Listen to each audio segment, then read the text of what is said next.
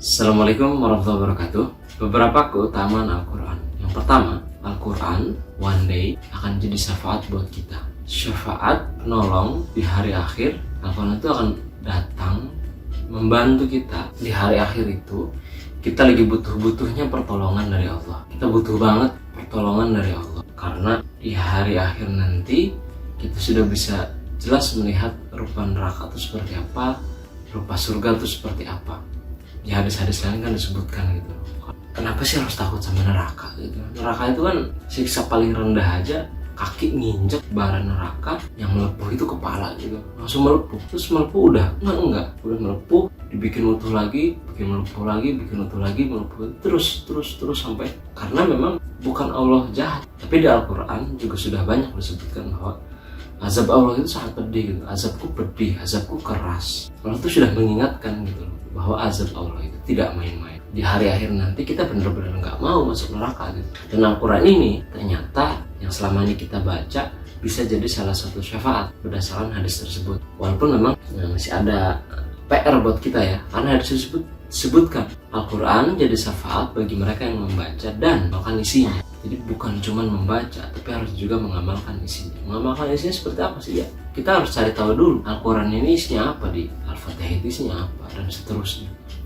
Lalu apa yang bisa kita lakukan dalam upaya untuk mengamalkan isinya? Jadi misalnya dari surat Al-Ikhlas saja, ya disitu kan isinya terutama tentang bagaimana kita mengesahkan Allah. Kita dalam sehari-hari amalkan isinya, kita amalkan bagaimana caranya mengesahkan Allah, tidak menuhankan Tuhan saya. Balik lagi, jadi Al-Quran nanti bisa menjadi salah satu syafaat penolong kita di saat kita butuh banget pertolongan. Karena di hari akhir itu, di hadis-hadis di waktu itu, kita itu sangat sibuk banget. Apa sih gambaran sibuknya? Jadi dulu ada sahabat nanya gini, Rasulullah kan bilang kalau di akhirat itu semua orang tuh telanjang, nggak pakai baju apa. Lalu sahabat nanya, kita saling lihat dong Rasulullah. Kata Rasulullah, nggak mungkin. Kalian nggak mungkin saling lihat karena pada saat itu urusannya terlalu sibuk. Saking sibuk dan gimana nggak sibuk? Kiamat itu dahsyat sekali. Di akhir itu dahsyat sekali. Yang menghisab itu dahsyat sekali. Di situ kita bisa melihat surga dengan jelas. Ketika kita bisa melihat surga dengan jelas, kita tuh pengen banget gitu masuk surga. Kok bisa pengen masuk surga? Karena ketika kita masuk surga ya udah kita kekal di sana gitu. Nggak ada tua, nggak ada mati. Bahkan kita nggak buang BAB gitu, mengeluarkan keringat yang wangi gitu. Jadi gambarannya gini, suatu hadis disebutkan bahwa kita itu akan tetap masuk surga selama di dalam hati kita itu ada keimanan walaupun sebiji zarah. Jadi kita sebenarnya nggak perlu khawatir selama ada keimanan di hati kita, keimanan kepada Allah dan Rasulullah. Kita one day akan dikeluarkan dari neraka. Orang terakhir yang masuk surga itu keluar dari neraka dengan merangkak, lalu ditempatkan di surga yang paling rendah. Surga yang paling rendah pun nikmatnya itu 5 kali lipat, bahkan lebih dari 5 kali lipat dari kenikmatan yang diterima oleh seorang raja dunia. Itu surga paling rendah. Makanya di hari akhir itu kita pengen banget masuk surga.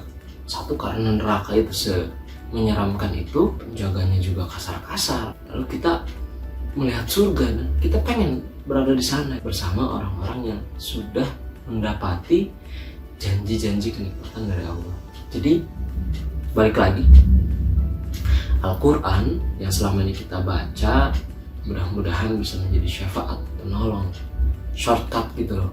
Amalan kita kan sedikit gitu, amalannya sedikit, dosanya banyak, tiba-tiba Al-Quran datang menolong kita. Bahkan di suatu hadis disebutkan bahwa Al-Quran ini pertama kali datang itu Al-Baqarah dan Al-Imran katanya. Ngapain? Al-Imran dan Al-Baqarah mendebatkan siapa yang membacanya.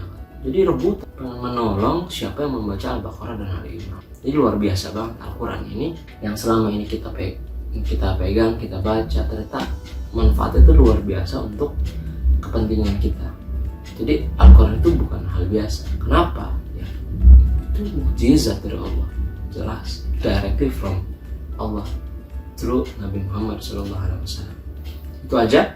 Mudah-mudahan ketika kita tahu bahwa dengan membaca dan mengamalkan isinya dari Al-Quran ini, kita akan semakin semangat untuk membaca Al-Quran dan juga mengamalkan isinya, menerapkan apa yang sudah Allah perintahkan di dalam Al-Quran pada kehidupan kita sehari-hari. Itu aja. Assalamualaikum warahmatullahi wabarakatuh.